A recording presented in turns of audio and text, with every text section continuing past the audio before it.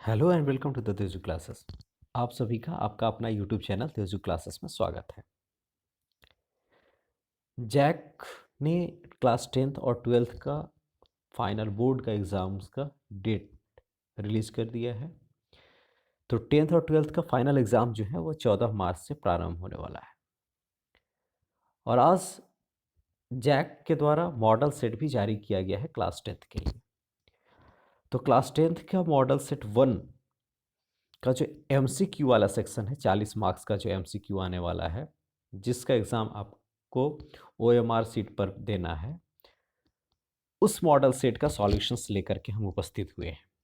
अगर आप इस चैनल पर नए हैं तो आप इस चैनल को पहले सब्सक्राइब कर लें। चलिए बढ़ते हैं हम लोग क्वेश्चंस की ओर। साइंस में 40 प्रश्न हैं और सभी प्रश्न एक एक नंबर के हैं। जो एमसीक्यू है उसको आपको ओएमआर सीट पर गोला भर देना है, ठीक है। उसके लिए 1.5 घंटे का समय मिलेगा आपको। चलिए आइए देखते हैं मॉडल सेट 1 उसका आंसर सॉल्यूशंस। क्वेश्चन नंबर 1, दाढ़ी बनाने के लिए किस प्रकार के दर्पण का उपयोग किया जाता है। तो दाढ़ी बनाने के लिए, दाढ़ी बनाने का मतलब होता है कि आपको बड़ा बड़ा दिखना चाहिए दाढ़ी, ताकि आप आसानी से उसको काट सकें। तो बड़ा बड़ा किस में इमेज दिखेगा, वो दिखेगा अवतल दर्पण में। कौन से दर्पण में? अवतल दर्पण में। तो पहला का सही आंसर क्या हो जाएगा? ऑप्शन नंबर सी, ठीक है। क्वेश्चन नंबर 2 देखिए, गोलीय दर्पण में फोकस दूरी और वक्रता त्रिज्या के बीच क्या संबंध है, यानी आर और एफ के बीच में क्या संबंध है। तो आर बराबर क्या होता है? 2f, यानी एफ बराबर क्या हो जाएगा? r/2, ठीक है। तो देखिए कौन सा है, एफ बराबर r/2, तो यानी ऑप्शन नंबर बी क्या हो जाएगा? सही आंसर हो जाएगा, ठीक है। क्वेश्चन नंबर 3 देखिए, प्रकाश के अपवर्तन की क्रिया में कौन सी भौतिक राशि अपवर्तित रहती है। अब कौन सी भौतिक राशि जो है वो अपवर्तित रहती है? तो देखिए, आवृत्ति जो है, फ्रीक्वेंसी जो है वो अपवर्तित रहती है, बाकी वेग भी परिवर्तित होता है और तरंगदैर्ध्य भी परिवर्तित होता है। तो तीसरा का सही आंसर क्या हो जाएगा? ऑप्शन नंबर ए, यानी आवृत्ति, ठीक है। क्वेश्चन नंबर 4 देखिए, 1 मीटर फोकस दूरी वाले उत्तल लेंस, कौन सा लेंस है ये? उत्तल लेंस। तो उत्तल लेंस है तो आप ध्यान रखेंगे कि जैसे उत्तल लेंस है तो इसका पावर जो होगा वो क्या होगा, क्षमता जो होगी वो पॉजिटिव होगी, यानी धनात्मक होगी। और अगर अवतल लेंस होता तो उसका क्या हो जाता? निगेटिव होती, यानी ऋणात्मक होती। तो पहला चीज़ कि ये माइनस तो होगा नहीं। अब कह रहा है 1 मीटर फोकस दूरी, तो हमें पता है P बराबर क्या होता है? 1/f। तो P बराबर 1/f, तो यानी P बराबर क्या हो जाएगा? 1/1, यानी 1, यानी 1D जो होगा that will be the right answer. तो क्वेश्चन नंबर 4 का सही आंसर क्या हो जाएगा? ऑप्शन नंबर बी, ठीक है। क्वेश्चन नंबर 4 का सही आंसर ऑप्शन नंबर बी, यानी एक डायोप्टर। क्वेश्चन नंबर 5 देखिए, 4D क्षमता वाले अवतल लेंस की फोकस दूरी क्या होगी। अवतल लेंस है तो फोकस दूरी निगेटिव होगी, लेकिन इसमें कोई निगेटिव नहीं है तो इसलिए कोई दिक्कत की बात नहीं है। तो फोकस दूरी क्या होगी? तो P बराबर क्या हो जाएगा? 1/f, तो यानी f बराबर क्या हो जाएगा? 1/p। तो 1/p का मतलब हो गया 1/4। अब ये मीटर में होगा तो इसको सेंटीमीटर में बदलने के लिए 100 से मल्टीप्लाई कर देंगे, 100 से गुना कर देंगे, तो 4 से कितना हो जाएगा? 25। तो यानी 25 सेंटीमीटर इसका क्या हो जाएगा? सही आंसर हो जाएगा। क्वेश्चन नंबर 5 का सही आंसर ऑप्शन नंबर बी, ठीक है। क्वेश्चन नंबर 6 देखिए, वाहन के अग्रदीपों में किस दर्पण का उपयोग किया जाता है। अग्रदीप जैसे गाड़ी है तो उसके हेडलाइट में कौन सा यूज किया जाता है? तो वो होता है अवतल दर्पण। कौन सा दर्पण है? अवतल दर्पण। तो क्वेश्चन नंबर 6 का सही आंसर क्या हो जाएगा? ऑप्शन नंबर ए, यानी अवतल दर्पण। क्वेश्चन नंबर 7 देखिए, मानव नेत्र के जिस भाग पर किसी वस्तु का प्रतिबिंब बनता है वह क्या है। तो वह क्या है? दृष्टिपटल या फिर रेटिना, दोनों एक ही चीज़ है। तो प्रतिबिंब कहाँ पे बनता है? ये अगर इस तरह से मानव नेत्र है तो यहाँ पे जो है ये दृष्टिपटल यहाँ पे रहता है, रेटिना रहता है, जहाँ पे क्या होता है? इमेज बनता है, ठीक है। यहाँ पे सबसे आगे कॉर्निया रहता है, श्वेत पटल, जिससे लाइट इंटर करता है। यहाँ पे परितारिका होती है, ये दोनों, बीच में प्यूपिल होता है, यहाँ पे लेंस होता है, ठीक है। तो परितारिका का काम क्या है? ये आपका जो पुतली है यानी प्यूपिल है उसको, उसके साइज को मेंटेन करता है। और पुतली क्या है? ये लाइट को, मतलब कम ज़्यादा लाइट को इंटर करने, मतलब लाइट को कंट्रोल करता है कि ज़्यादा कम से, मतलब जो अप्रोप्रिएट लाइट है उतना ही लाइट इंटर करे, ठीक है। क्वेश्चन नंबर ए, यानी क्वेश्चन नंबर 7 का सही आंसर ऑप्शन नंबर डी। सामान्य नेत्र की दूर बिंदु क्या है? ठीक है, सामान्य नेत्र है तो उसकी निकट बिंदु होती है 25 सेंटीमीटर, और दूर बिंदु क्या होती है, यानी इसकी जो रेंज होती है 25 सेंटीमीटर से लेकर के अनंत तक। तो ये अनंत क्या हो जाएगा, इसकी दूर बिंदु हो जाएगी, और 25 सेंटीमीटर क्या हो जाएगा, निकटतम दूरी हो जाएगी। तो 8वां का सही आंसर क्या हो जाएगा, ऑप्शन नंबर डी यानी अनंत। ठीक है, क्वेश्चन नंबर 9 देखिए, नेत्र में जाने वाली प्रकाश की मात्रा का नियंत्रण कौन करता है? अभी हमने देखा कि नेत्र में जाने वाली जो प्रकाश की मात्रा है उसका नियंत्रण कौन करता है, पुतली करता है। ठीक है, तो 9वां का सही आंसर क्या हो जाएगा, ऑप्शन नंबर डी यानी पुतली। ठीक है, नेक्स्ट क्वेश्चन, क्वेश्चन नंबर 10 देखिए, मानव नेत्र में प्रतिबिंब की प्रकृति क्या होती है? तो मानव नेत्र में प्रतिबिंब कैसा बनता है, उल्टा और वास्तविक। कैसा बनता है, उल्टा और वास्तविक। ठीक है, क्वेश्चन नंबर 10 का सही आंसर क्या हो जाएगा, option number D. Next question क्या है, क्वेश्चन नंबर 11, 1 किलोवाट आवर निम्न में से किसकी एक इकाई है? किलोवाट यानी किसका है, पावर का है, और आवर यानी टाइम का है। टाइम का कोई ये ऐसा ही यूनिट नहीं है, लेकिन यूनिट है टाइम का। तो पावर यानी वर्क डन है, वर्क डन यानी ऊर्जा है। तो इसका सही आंसर क्या हो जाएगा, option number B. Kilowatt hour को कॉमर्शियल यूनिट बोला जाता है, किसका, ऊर्जा का। ठीक है, क्वेश्चन नंबर 12 देखिए, कूलम्ब किसका एसआई मात्रक है? तो कूलम्ब किसका है, चार्ज का, यानी विद्युत आवेश का। ठीक है, तो 12 का सही आंसर क्या हो जाएगा, option number A. Question number 13 देखिए, विद्युत मोटर एक युक्ति है जो परिवर्तित करती है। मोटर क्या करती है, विद्युत ऊर्जा को यांत्रिक ऊर्जा में परिवर्तित करती है। ठीक है, अगर यहीं पे क्या रहता, जनित्र दिया हुआ रहता, तो जनित्र क्या करता है, यांत्रिक ऊर्जा को विद्युत ऊर्जा में कन्वर्ट करता है। तो क्वेश्चन नंबर 13 का सही आंसर क्या हो जाएगा, 13 का सही आंसर हो जाएगा ऑप्शन नंबर बी। ठीक है, आगे बढ़ते हैं। क्वेश्चन नंबर 14 देखिए, जल का विद्युत अपघटन किस प्रकार की अभिक्रिया है? H2O जो है वो टूटता है इलेक्ट्रोलाइसिस या किसी अन्य तरीके से, तो वो क्या होगा, H2 प्लस O2 देगा। तो टूटना यानी वियोजन अभिक्रिया। तो इसका सही आंसर क्या हो जाएगा, ऑप्शन नंबर बी। ठीक है, बी जो होगा वो इसका सही आंसर होगा। ठीक है, वियोजन अभिक्रिया। क्वेश्चन नंबर 15 देखिए, CuO प्लस H2 क्या दे रहा है, Cu प्लस H2O कह रहा है उपचयन। तो दो चीज होता है, अपचयन, अपचयन यानी जो आगे चल करके, यानी जो रिएक्ट प्रोडक्ट में, उत्पाद में ऑक्सीजन जुड़ जाता है तो उसको बोलते हैं अपचयन, और ऑक्सीजन हट जाता है तो उसको बोलते हैं उपचयन। तो है ना, तो यहाँ पे क्या है, अपचयन मतलब ऑक्सीजन का हटना, है ना, ऑक्सीजन हट जा रहा है यानी अपचयन हो रहा है। और यहाँ H2 जो है यानी उसमें ऑक्सीजन मिल रहा है, तो क्या हो रहा है, उपचयन। उपचयन का मतलब होता है ऑक्सीडेशन, यानी ऑक्सीजन का मिलना। और अपचयन का मतलब होता है रिडक्शन, रिडक्शन मतलब ऑक्सीजन का हटना। ठीक है, तो ऑक्सीजन इसमें हट रहा है किसमें, CuO में, तो इसका मतलब है कि इसका क्या हो रहा है, अपचयन हो रहा है। और H2 में हाई ऑक्सीजन क्या हो रहा है, मिल रहा है। H2 में ऑक्सीजन मिल रहा है तब ना H2O बन रहा है, तो ये इसका क्या हो रहा है, उपचयन हो रहा है। तो क्वेश्चन नंबर 15 में उपचयन किसका हो रहा है, तो ये H2 का हो रहा है। क्लियर है, हाँ, CuO का अपचयन हो रहा है और H2 का उपचयन हो रहा है। तो देखो, अपचयन उपचयन हमेशा जो भी होगा वो रिएक्टेंट्स होगा, प्रोडक्ट्स तो होंगे नहीं, है ना।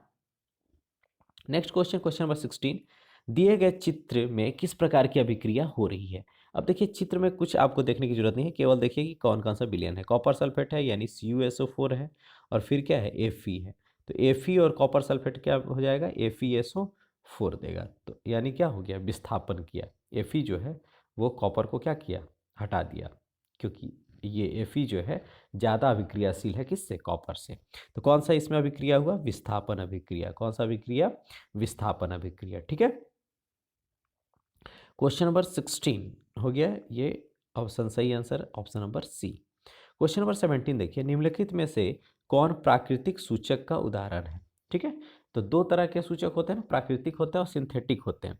तो सिंथेटिक में मिथाइल ऑरेंज और फेनेप्थेलिन है ना को, और प्राकृतिक में लिटमस पेपर है, हल्दी है। तो इसका सही आंसर क्या हो जाएगा, क्वेश्चन नंबर 17 का सही आंसर हो जाएगा ऑप्शन नंबर सी यानी लिटमस पत्र। क्वेश्चन नंबर 18 देखिए, किसी विलयन का पीएच का मान 10 है, वह निम्नलिखित में से क्या होगा? तो हमें पता है 0 से 7 तक, है ना, 0 से 7 तक ये होता है अम्ल। क्या होते हैं, अम्ल होते हैं। 7 से 14 तक क्या होते हैं, क्षार होते हैं। और 7 जो होता है लवण होता है। तो इसमें कौन सा हो जाएगा, 7 से 10 क्या है, 7 से 14 के बीच में यानी क्षार है। तो इसका सही आंसर 18 का सही आंसर ऑप्शन नंबर डी। ठीक है। क्वेश्चन नंबर 19 देखिए, चित्र में क्या सूचित कर रहा है, ये जो चित्र दिया है क्या सूचित कर रहा है। तो देखो ये इरोड हो रहा है, हाथ के ऐसे दिख रहा है ना, ये क्या कर रहा है, यहाँ पे मेटल पे भी जा रहा है तो उसको क्या कर रहा है, गला रहा है या फिर हानि हानि पहुंचा रहा है। तो हानि यानी चेतावनी, यानी सांद्र अम्ल तथा क्षार वाले बर्तन का चेतावनी चिन्ह है ना। बाकी अम्ल से हाथ तो धोना नहीं चाहिए, योगा नहीं, प्रयोगशाला में हाथ धोकर जाना चाहिए, ऐसा भी नहीं है ना। हमें हमेशा हाथ साफ रखना चाहिए, ऐसा भी नहीं है। ठीक है, यानी अम्ल से आपको मतलब बचना है। नेक्स्ट क्या है, क्वेश्चन नंबर 20, इमली में कौन सा अम्ल होता है। तो कौन सा अम्ल होगा, टार्टरिक अम्ल। 20 का सही आंसर क्या हो जाएगा, ऑप्शन नंबर बी। ठीक है, यानी टार्टरिक अम्ल। क्वेश्चन नंबर 21 देखिए, कौन अधातु कमरे के ताप पर द्रव अवस्था में पाया जाता है। तो धातु में कौन सा होता है, धातु में पारा और अधातु में ब्रोमीन। तो 21 का सही आंसर क्या हो जाएगा, ऑप्शन नंबर सी। ठीक है। क्वेश्चन नंबर 22 देखिए, निम्नलिखित में से किस पदार्थ का उपयोग अग्निशामक बनाने में किया जाता है। तो अग्निशामक में कौन होगा, सोडायस यानी सोडियम हाइड्रोजन कार्बोनेट, यानी सोडियम बाइकार्बोनेट या सोडियम हाइड्रोजन कार्बोनेट, दोनों में से कुछ भी दिया हुआ हो तो वही आंसर होगा। ठीक है, NaHCO3। ठीक है, ये सूत्र है इसके। नेक्स्ट क्वेश्चन नंबर 22 देखिए, तो सॉरी 22 का तो क्या हो गया, option number B. Question number 23 देखिए, आधुनिक आवर्त सारणी किस आधार पर बना है। तो आधुनिक आवर्त सारणी किस पर बना है भाई, तो परमाणु संख्या पर। ठीक है, एटॉमिक नंबर पे। तो इसका सही आंसर ऑप्शन नंबर ए। फिर क्या है, क्वेश्चन नंबर 24 देखिए, निम्नलिखित में से कौन धातु सबसे अधिक अभिक्रियाशील है। तो क्या है अभिक्रियाशीलता, पोटेशियम, सोडियम, है ना, कैल्शियम, मैग्नीशियम, अल्युमिनियम। ठीक है, तो क्या हो गया, potassium, sodium, calcium, magnesium, aluminium, zinc, iron, lead, है ना, लेड, कॉपर। ठीक है, इस तरह से क्या है, इसका अभिक्रियाशीलता का कम होता हुआ सीरीज है। तो सबसे अधिक कौन है, पोटेशियम। तो इसका सही answer option number A. Question number 25 देखिए, भू की परपट्टी में प्राकृतिक रूप से पाए जाने वाले तत्व या यौगिक को क्या कहते हैं। तो क्या कहेंगे, खनिज। खनिज, जिस खनिज में किसी धातु की मात्रा अधिक हो जाती है तो उसको अयस्क बोलने लगते हैं। ठीक है, तो 25 का सही आंसर क्या हो जाएगा, ऑप्शन नंबर बी। ठीक है, खनिज। नेक्स्ट क्या है, क्वेश्चन नंबर 26, प्रोपेनॉल में कौन सी अभिक्रियाशील मौजूद है। नॉल में यानी ओएल, ओएल यानी अल्कोहल। ठीक है, तो ए। याद रखिएगा अल्डिहाइड में भी एल आता है, तो प्रोपेनैल, नैल अगर हो जाएगा तो अल्डिहाइड है, और अगर नॉल हुआ तो वो हो गया अल्कोहल। ठीक है, तो 26 का सही आंसर ऑप्शन नंबर ए। फिर क्या है, क्वेश्चन नंबर 27 देखिए, प्रकाश संश्लेषण प्रक्रिया में निम्नलिखित में से क्या नहीं होता है। तो जल का टूटना होता है, ऑक्सीजन का मुक्त होना होता है, कार्बन डाइऑक्साइड का मुक्त होना नहीं, कार्बन डाइऑक्साइड मुक्त वहाँ से नहीं होता, उसको कंज्यूम करता है वो। ठीक है, तो ऑप्शन नंबर सी इसका क्या हो जाएगा, सही आंसर। क्वेश्चन नंबर 28 देखिए, फ्लोएम से खाद्य पदार्थों का परिवहन पौधे में किस दिशा में होता है। तो केवल ऊपर की ओर नहीं, केवल नीचे की ओर नहीं, तो क्या होता है, मतलब ऊपर भी होगा, अधोमुखी भी होता है, मतलब नीचे भी होगा, है ना, और ऊपरी मुखी भी, ऊपर भी जाएगा और अधोमुखी नीचे भी जाएगा। तो ऊपर और नीचे दोनों, सही आंसर हो जाएगा option number C. Question number 29, brick की रचनात्मक तथा क्रियात्मक इकाई को क्या कहते हैं। तो क्या कहते हैं, नेफ्रॉन यानी ब्रिकाणु यानी ब्रिकक। ठीक है, तो इसका सही आंसर ऑप्शन नंबर बी। ठीक है। क्वेश्चन नंबर 30, फल को पकाने के लिए कौन सा हार्मोन उत्तरदायी है। तो फल को पकाने के लिए एबीए हार्मोन, है ना, एब्सिसिक अम्ल जो है, या फिर इसी को बोलते हैं एथिलीन। तो यहाँ पे क्या है ऑप्शन में देखिए, एथिलीन दिया हुआ है, तो एथिलीन क्या हो जाएगा, सही आंसर। तो 30 का सही आंसर ऑप्शन नंबर सी।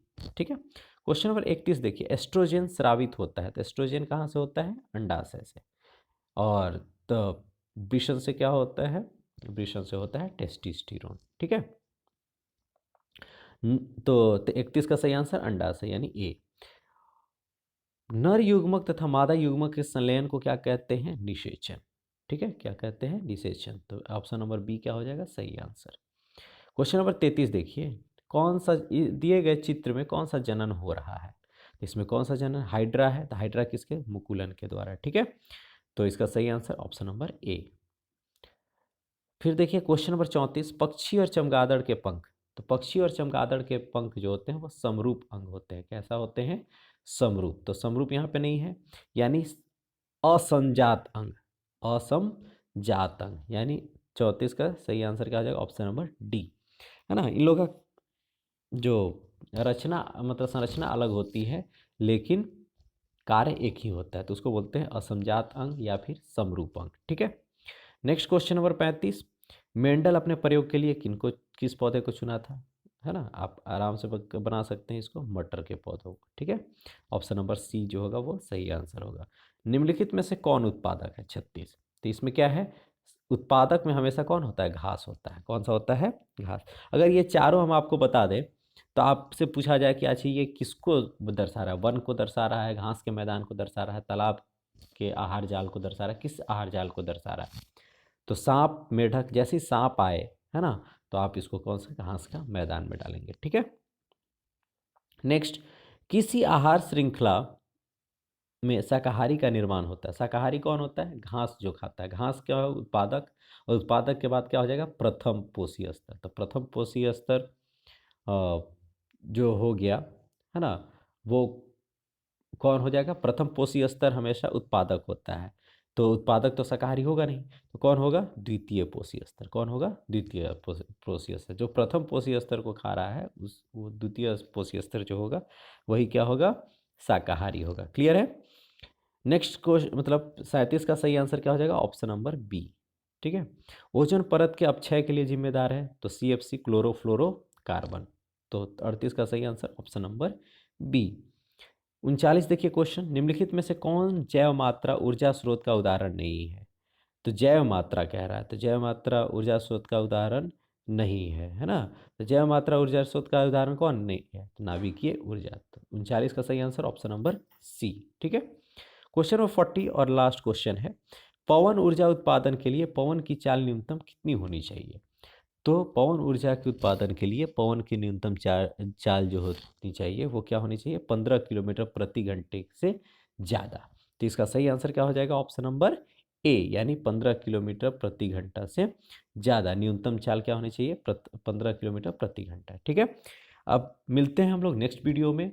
MCQ को पहले हम लोग करा लेंगे, है ना, सारे जो सब्जेक्ट्स हैं मैथ्स के और इंग्लिश के। उसके बाद हम लोग फिर जो सब्जेक्टिव है उसको करेंगे।